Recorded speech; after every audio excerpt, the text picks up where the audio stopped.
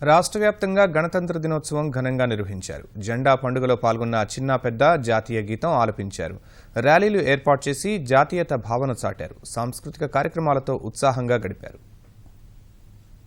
దేశభక్తి, పరమత సహనం, శాంతి, సౌభ్రాతృత్వంతో మెలగాలంటూ అధికారులు, స్వచ్ఛంద సంస్థల ప్రతినిధులు, సామాజికవేత్తలు గణతంత్ర దినోత్సవ ప్రాశస్త్యాన్ని చాటారు. అన్ని జిల్లా కేంద్రాల్లోని పోలీసు కవాతు మైదానాల్లో ప్రజాప్రతినిధులు, అధికారులు గణతంత్ర దినోత్సవం నిర్వహించారు. ప్రభుత్వ లక్ష్యాలను వివరించారు. విద్యార్థుల ప్రదర్శనలు ఆకట్టుకున్నాయి. తూర్పు కోస్తా రైల్వే వాల్తేరు డివిజన్ ఆధ్వర్యంలో వేడుకలు ఘనంగా నిర్వహించారు.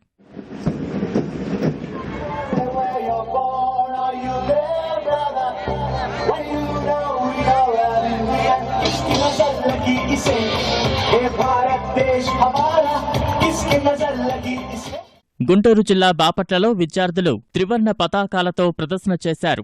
103 ఉపగ్రహాల ప్రయోగానికి సిద్ధమైన ఇస్రోకు శుభాకాంక్షలు తెలుపుతూ వినుకొండలో విద్యార్థులు గణతంత్ర దినోత్సవం నిర్వహించారు.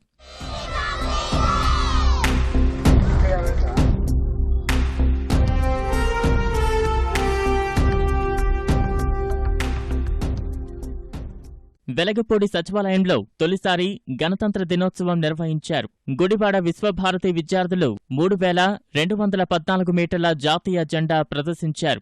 రాజమహేంద్రవరంలో కార్పొరేటర్ శ్రీహరి ఆధ్వర్యంలో 4 కిలోమీటర్ల పొడవైన జెండా ప్రదర్శించారు. మధురపూడి విమానాశ్రయంలో ఎంపీ మురళీమోహన్ జాతీయ జెండా ఆవిష్కరించారు. పశ్చిమ గోదావరి జిల్లా పెరవలిలో విద్యార్థులు జాతీయ గీతాన్ని 68 సార్లు ఆలపించారు. విశాఖ భీమునిపట్నంలో మాజీ సైనికులు ర్యాలీ చేశారు. పాడేరు ఐటీడీఏలో గణతంత్ర వేడుకలు నిర్వహించారు. విశాఖ పోర్టు ట్రస్ట్, తూర్పు నౌకాదళం గణతంత్ర వేడుకలు ఆకట్టుకున్నాయి.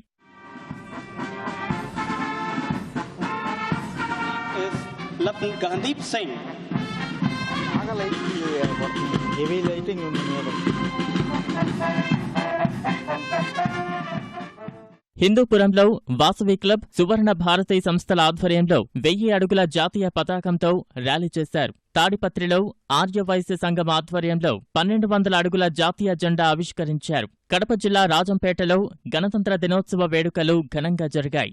బద్వేలులో వాసవి వనితా క్లబ్ ఆధ్వర్యంలో 1000 అడుగుల జాతీయ జెండా, పులివెందులలో విద్యార్థులు 1550 అడుగుల త్రివర్ణ పతాకం ప్రదర్శించారు.